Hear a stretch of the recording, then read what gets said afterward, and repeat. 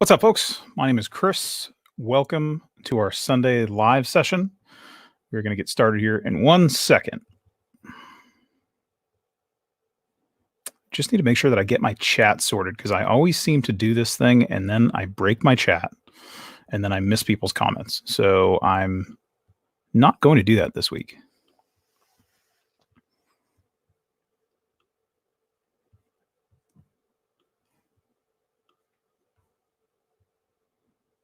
Cool. All right, we're off. So welcome to our little Sunday session. Super glad to have everybody. I am hoping that you're all doing well. For those of you who have not joined us before, my name is Chris. Kind of do this thing down a little bit of the middle of the technology road. My real goal is to connect people with technology that will be meaningful to their lives. So you will hear me largely speak about Apple stuff. I am an Apple fan, but I am not, I don't want to say biased, but I'm kind of in the middle, but lean a little bit that way. But really, at the end of the day, I want whatever is best for you. So for those of you who are coming back, thank you for joining us again. If, that subscribe, share, all that good stuff. Cool. All right, great. So first off, I just want to see, how are you guys all doing? It's been an interesting time lately. And we're not gonna go in talking about all the world events. I know a lot of people are looking for an escape. And if you've seen any other lives or any of the other parts of YouTube that I've been involved with lately, I'm not really big on talking about that. This is kind of an escape. So I'm not ignoring it. Certainly a very serious activity, but that's not what we're here for today. Now, today we're here to talk about, well, the thing I want to talk about eventually is the iPhone 9. Between here and there's some other things I want to bring up. And also, hello to Diane Sherman in the chat. Hello to Gary. Looking at participants list right now, and I've got a couple folks in there. So if you're in there or if you're watching the stream, be sure to say hello in the chat. I really did bring it up. I mean, it's actually, I'm watching it and I'm being interactive today with it. So Kalanji Hodge, hello to you. You're very welcome for the escape. My aim is to not use that one or two phrases that have been overused on the news and CNN and everything at all for this entire broadcast. I, knock on wood, thankfully am maintaining a well status. Obviously, I'm here talking to you guys, so that's great.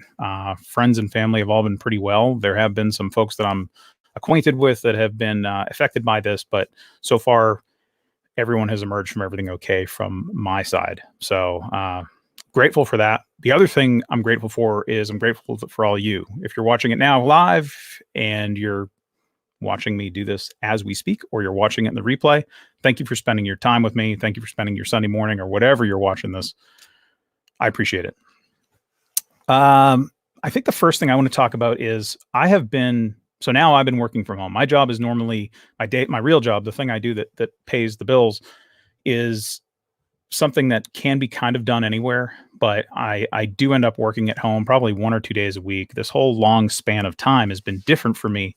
It's been hard for me to adapt to it. Although I'm very fluent in working in strange places, from Starbucks to cramped airplane seats in the back of the plane to benches where you've got to figure out how you have that laptop prevent it from sliding away. But this has been one of the first times that I've worked from one place for any extended duration of time. There's been a ton of videos I've seen and watched, and normally I'd say go check down here and I'll link them. But honestly, the market is becoming saturated with them. So I'm going to give you a quick 5-minute version of what I've learned and how I think you can be more productive. Now, granted, my job's an electronic job. That's why I'm able to do it from kind of anywhere. But I mean, so this may or may not apply to you, but here's a few quick things. And by the way, this isn't going to be a live session, a long live session. I usually keep these things less than 30 minutes because I don't even want to hear me talk for that long. First and foremost, you've got to make sure that you maintain your schedule. That has been the biggest alignment. You still wake up at the same time, try to go to bed at the same time. I know it's tempting to put on that Netflix movie and just be clear. I totally just have blown out my own schedule a couple times here by I found For All Mankind again on Apple TV Plus and just binge watched it. So I guess what I'm saying is do as I say, not as I do. That was a while back when this whole thing first started, but keep your schedule, maintain your schedule, maintain your normalcy, wake up in the morning, take a shower, put on your clothes, do whatever, or don't wear clothes or whatever it is that you do regularly to go to work, do that. just don't go get in your car and drive. Just stay home, hopefully, and do that. That's a simple thing, real easy one. The other thing too is, and this is kind of where I know everyone else has said that one. I know, I get that. The other thing is maintain activity. Like if you're on a meeting, if you're participating in a web meeting or something like that, and it's not a video conference, there's no video interaction. You're not required to be interactive, and it's not something that you take a lot of notes for. If it's something you can take notes for on your phone, if you need to, I would highly advise you to go take a walk. Put in something in your head, some sort of earphones or whatever. Don't be the jerk on speakerphone, yelling at people while you're jogging like that. That is no.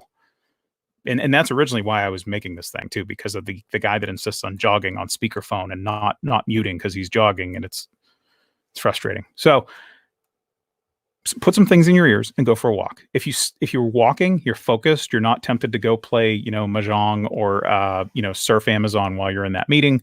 And if you need to talk, you've got some quality headphones in, hopefully, which I'll talk about that too, because I do have a couple of recommendations for you.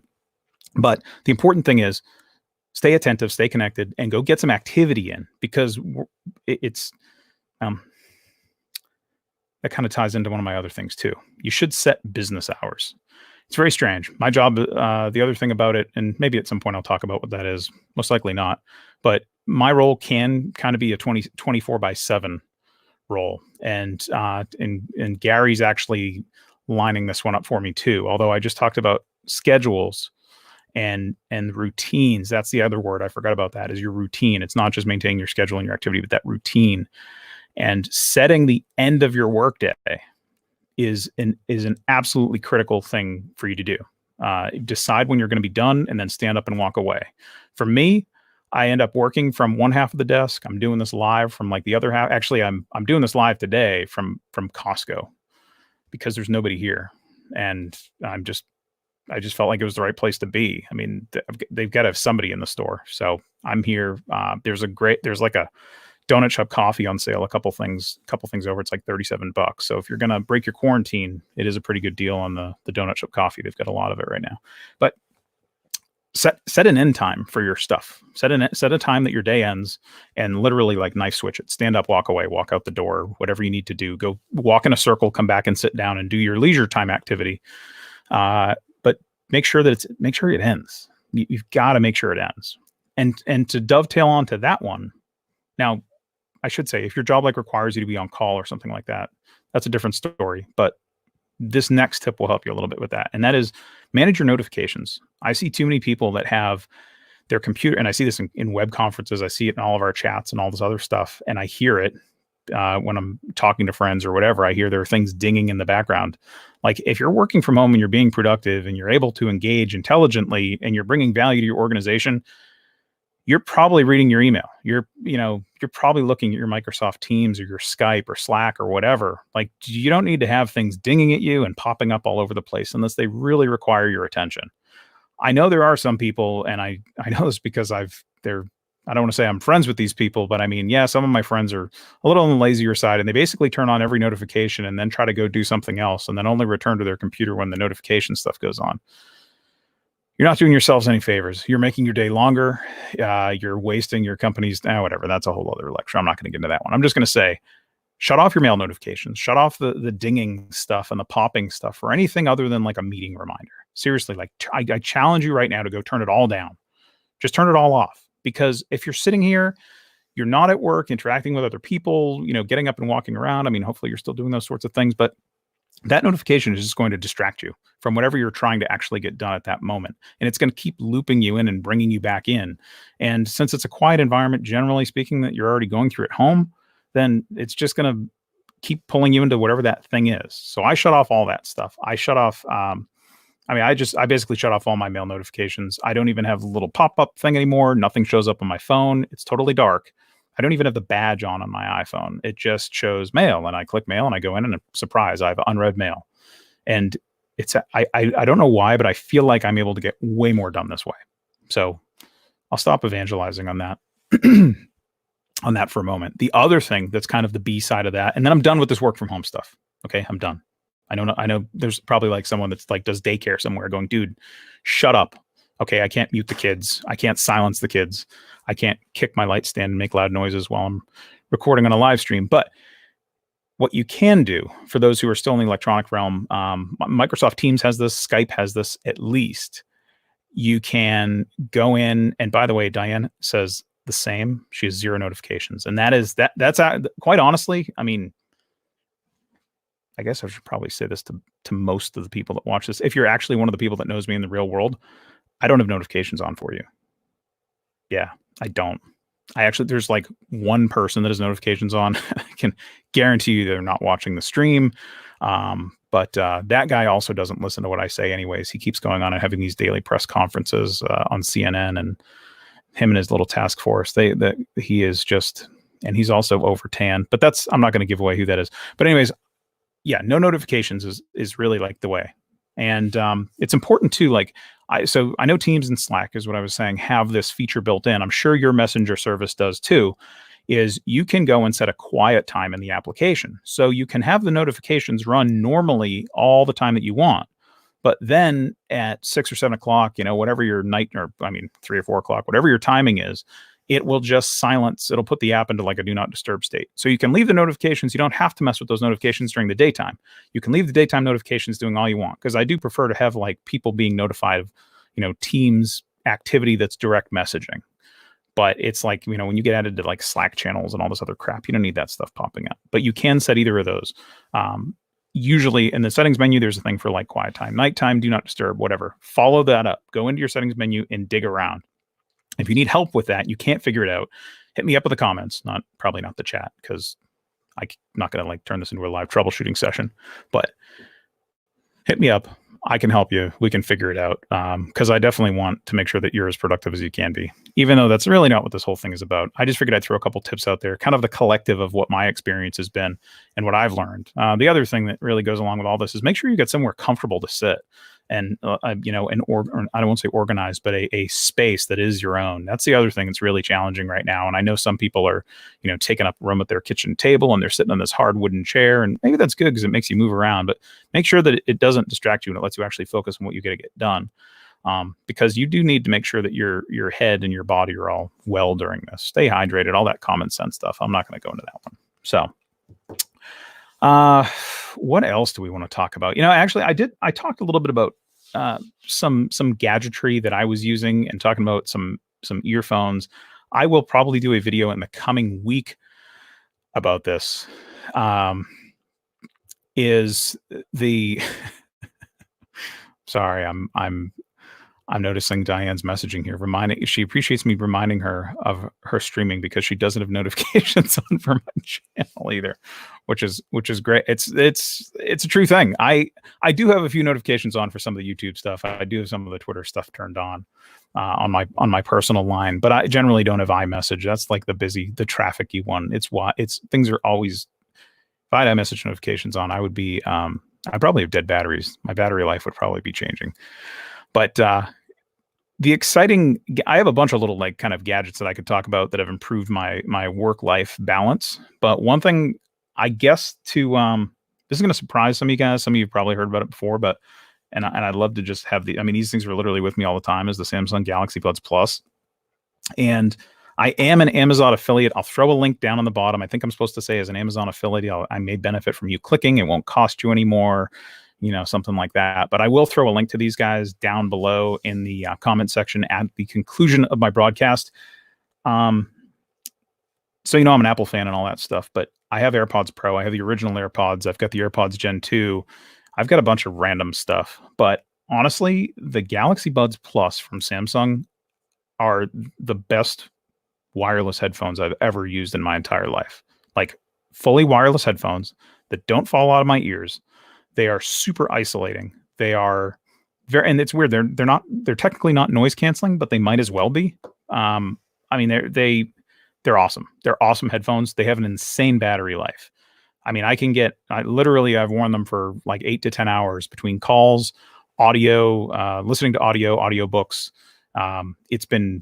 I have had the best luck with these things, and the sound quality is great. They do have a little app that you should download on the iPhone before you pair them. If you're moving between, I guess I'll say the cautions of them. If you move between Apple devices a lot, they're not as pretty to move as the Apple AirPods or the AirPods Pros, really. The Pros are probably the best portable experience in Apple realm. Samsungs are not as graceful for that, but no joke, the sound quality is amazing. And as I've been working from home, I am working in a household that has other people in it, and it is noisy throughout the day sometimes. It's not noisy right now because the people are considerate and said, "Oh, you're going to go stream live. We'll be quiet." So I might just use that as my new excuse. But the Buds Plus are they will put you in a library if you want to be in a library. They'll connect to my Mac. I work on a Mac. They'll connect to the Mac. I can do conferencing on the Mac, video conferencing, just like I'm doing right. Maybe I should do a whole episode with my Galaxy Buds Plus. And I'm not sponsored or anything like that. You know that, but it's just one. It's probably my gadget. I would call it my gadget of the week. But I think I have like 10 gadgets of the week. But it is something that will help you maintain your productivity, especially in these times. And it's also, I'm kind of ruining my video for later in the week, but they are also the only headphones that I have ever. How can I summarize this without giving away my video? I've flown on a plane with them and I was fine. Like I didn't have any issues where AirPods Pro, I get on a plane and no matter what, even though you've got the ANC and stuff on it, it still kills. It kills. It just goes away. And basically you just get muddy, crappy sound on an airplane because airplanes are loud and there's lots of white noise. Not so with the Galaxy Buds Plus. So yeah, I think that's kind of like the end of my little brevity thing. So I will throw, like I said, I'll throw a link down in the bottom that will take you to all the beautiful colorway. And yes, that's the other thing. There are baby blue. I mean, I like Apple White. I'm a fan of Apple White. I got the baby blue ones to try something different. And what I notice is I can find them 1,000 times easier because it's not just white plastic stuff floating around in some sort of a bag or sleeve. So, and Kalonji College also loves the Galaxy Buds Plus. And it's funny, I didn't have last year's model because I thought, like I saw people wearing them and I said, these things look stupid. It looks like you've got seashells in your skull. And what sort of primitive crap is that? And then I heard about them. And actually, I should really shout out to El Jefe Reviews on YouTube. He is the one that he does great audio reviews. If you're looking for headphones and everything like that, I follow him. I'm not really affiliated with him, but he does awesome audio reviews. And he is the one that was like the kind of needle in the haystack that was like, dude, go, if I don't care what you've got, these things toast every other set of mobile wireless headphones out there, which naturally led me to buy them. And that's a whole other strange series of questions because it's like, well, wait, you said you had AirPods Pro and all this. So why are you buying this? Yeah, don't ask. Okay. Yeah. So Galaxy Buds Plus, awesome work from home tool, awesome tool for exercising, running around, wearing when you travel, great battery life, great connectivity, great sound quality. And they do have a special little app for Apple now that lets you adjust them and tweak them, which makes them super cool. Oh, and I actually didn't even mention this, but being a channel called Battery Powered, I really should have mentioned this. USB-C charging. Yeah, like welcome to 2016. Pretty cool. I'm okay with Apple and their Lightning stuff, and there's also wireless too. You can just put them on a little wireless charging thing, but they charge with like a modern technology, which I love, and that's great. What else did I really want to talk about today, though? Yeah, so iPhone 9. I think that's going to be the. Oh, actually, to go back for a second, Jonathan Sherman asking if anyone has seen the Bean redesign images for the next gen Galaxy Buds. Yeah, my first thought about those is, how am I going to hear the music in my ass? Like that was when I first saw them, that was my first thought is, oh wait, they go in my ears. I didn't understand that. I thought it was only one. And yeah, that was a strange looking. I have seen them they're interesting looking. They're interesting looking, and I don't understand how they're going to make those things stay in your ears as well as the ones that they have now. But I'm assuming that the concept we've seen is just not complete. I'm hoping. Or maybe I'm supposed to swallow them. That's the other thing. Maybe that's how it's like permanent. You just put the charger up to your stomach and you have like an ET thing going on. I'm not sure. I'll be curious to see what they do. But now I've got like a gazillion pairs of headphones, and I'm probably going to pass on the Bean ones unless I find out that they are really truly the most magical things. And then I should come on here and give away my old ones too. But giving away old, yeah, that's kind of. Maybe I'll just give my old. Never mind. So, iPhone 9. There's been some interesting things this week that have come out between a couple factions of media. One is John Prosser on Twitter, who has become like the king of leaks, I guess I'll say, for Apple. He is, and he's got a great show, Front Page Tech. It's kind of like a great little daily, semi daily Apple news show that is very comical. He's got a great sense of humor, but he also has tons of Apple information. And he a while ago revealed that the iPhone 9 would be coming out.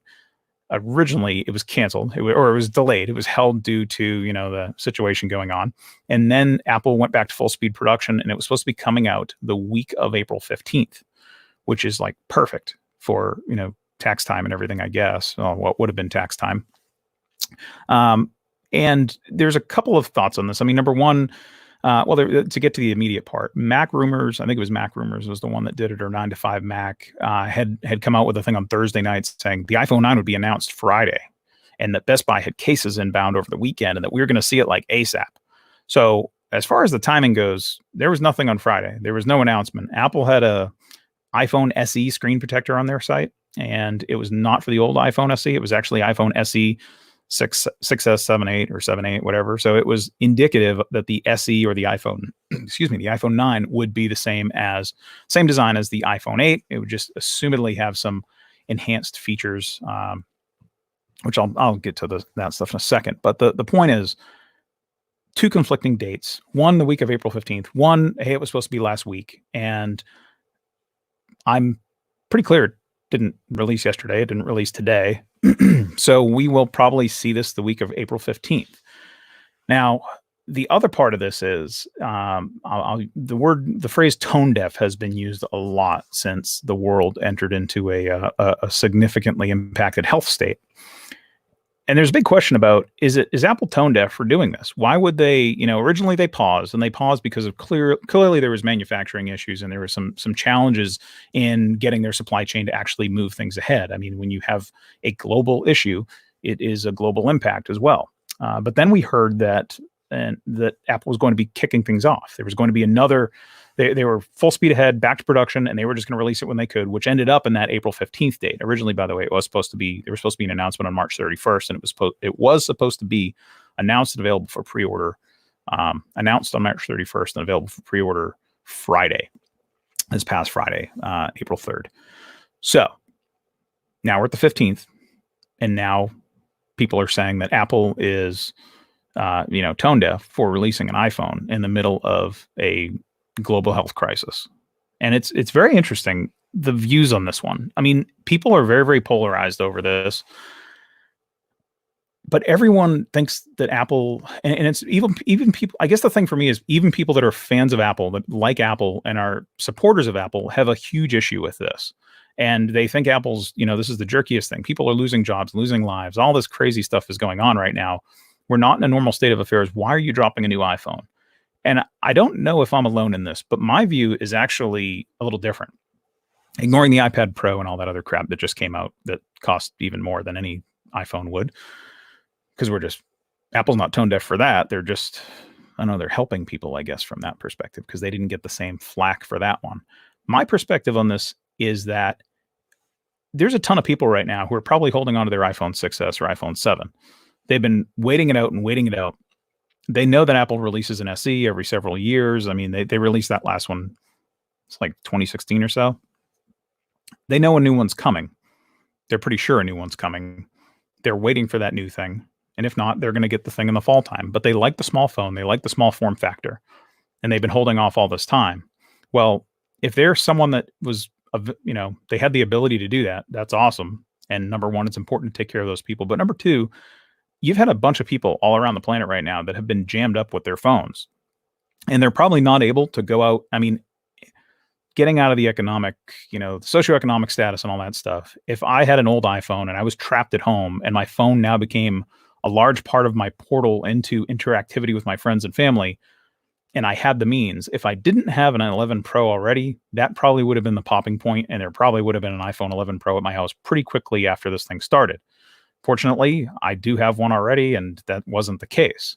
But if you're rolling one of these old devices, you've been tortured for a minute now, and you're probably thrashing. They've probably hit the point of thrashing all that they can. It's like, gosh, I want to go buy this iPhone XR, but I really don't want to buy this bigger device. I don't want to buy this full touchscreen because I really love the Touch ID. That leads me to think that Apple's actually not the bad guy for doing this. You're dropping a phone that's rumored to start at $399. It's going to be available in three colors: black, white, and red. Project Red, of course, and then the black and white, or silver, whatever the heck they want to call it, gray and silver, white and black, whatever. And it's supposed to look just like the iPhone 8, except it's supposed to have a more modern processor. It's supposed to be A13. Similar imager, single lens, not a whole bunch of changes. It's basically just a hot-rodded iPhone 8. If that were to drop and I was an iPhone 6S user and I was pining for something, I think having a $400 iPhone that's now caught up with everything else, and in a lot of cases, you can probably use your own, literally, I didn't mean to make a case pun, but you can probably use your own case too. If you've got an iPhone 8, it looks like the new one will drop right into it. So to me, that's not a bad thing that Apple's doing. I don't really think that Apple's tone deaf or evil for doing this. I think that this is actually a great thing that they're doing it, and I think it's a good option. I think the worst option would be to just continue to let them sell iPhone 8s and and if, by the way, if you do look at their website right now, at least as of this morning when I checked, iPhone 8s are on a lead time right now. The pluses are not, but the iPhone 8s are, which is sort of indicative that something's coming. But I think it's kind of wrong of them to do that and continue to let that stuff go if they're just going to sell a brand new phone on the other side of this event. So I know there's bigger things going on. I know there's more important things going on in the world. And I know people that think, Apple's probably a little bit insensitive for doing this. I feel just the opposite, and I think it's great. And I hope that those people who are in that position, who have elected to stay on that smaller device, are able to move forward when that time comes and when that device finally does drop. Which we'll see if it's when it is. I think you're going to see it the week of April 15th, with availability after that. I mean, I think it's going to be announced. I think it'll probably, I don't know if it'll be a press announcement. I mean, that's something for one of my Friday night live streams where we debate crap like that. But I would expect that you might see some sort of a web event, and then you'll see it just pop into the web store a couple days later or something like that. Look to what they did with the AirPods Pro. That might be a little bit more what they do with an iPhone 9 or an iPhone SE, whatever you want to call it. Hopefully they're not going to call it the SE2. I wish they'd just call it the iPhone, by the way. Can we just have something that's called the iPhone? I hate the numbers, and I hate all that stuff. Anyways, I also threw something about HomePod. Moving on from iPhone stuff and all that crap. HomePods. There was a rumor, and allegedly confirmed rumor, that Apple is currently offering the HomePod to Apple employees for $149 US is an internal sale price for Apple folks, which I know I've seen it down to like $199 on the external markets or from sellers other than Apple over the past year. And some of us have that's when I expanded my HomePod collection. Prior to that, the thing was ungodly expensive for what it delivered. But it'll be interesting because that does tell a couple different things. I mean, number one, if they're offering it to employees for $149, I don't think that they would drop that price too far on their website. I know that they did have one price reduction, and it's not, on the public side, it's not significantly, down from where it was, in my opinion. But I would assume that you're going to see two things. Number one, the HomePod will continue to get a little bit cheaper if it doesn't sell out to its employees. I mean, I think it maybe, or maybe Apple will just throw it on like Woot.com or something once they finally come out with the new one. But I think what this really means, the exciting part of this is hopefully it means that there's a newer, cheaper one coming out. I mean, I would love like a Max version that's, $350 or something like that. That's the same price of the old one, but a bigger unit, because everyone wants a bigger unit, even if it costs more money. But I would love to see like a smaller one come out too. And I'm hoping that, shuffling these things along means that something new is coming this summer over WWDC. But yeah, the current interesting news on that is that it's being offered for sale to internal employees for $149 at this time. So interesting. Other than that, pretty good. 29 minutes in. Will got to shut this thing down here because I don't want to ramble to everybody too much. I do appreciate everyone joining us today. I will be back next Sunday, same time, doing the same thing. I think I've got a couple more accessories in the wings that I can talk about too. So as we do this work from home thing for a little bit longer, it looks like I will come back and try to bring some more things that I'm doing. If you have something that you want to reach out to me on, obviously you can hit me up in the comments here. I do get notifications for that. And you can also find me on Twitter at Neurocharger. Yes, at Neurocharger. I'll throw that in the downside in the comments below as well. Sorry, I keep saying comments. I really mean to say it. I'll put it in the video description. But if you have any questions or anything you want to see covered here, this is kind of my casual Sunday morning thing, Sunday afternoon thing that I do just to kind of bring people up to speed with what's going on. You might have missed things over the past week. What is new and exciting? So if there's, like I said, you want to know more, you want to see more, you got a question, you got a problem, whatever, hit me up. Otherwise, I super appreciate you guys spending your time with me. Thanks again to those of you in the chat, Kalonji Hodge, Gary from Contractors POV, Diane, Sherman, John Sherman, and anybody else that is in there lurking. Thanks so much. Thanks again to all the replayers. Until next time, my name is Chris, and we got to figure out how to end this thing. Take care, folks. Be well.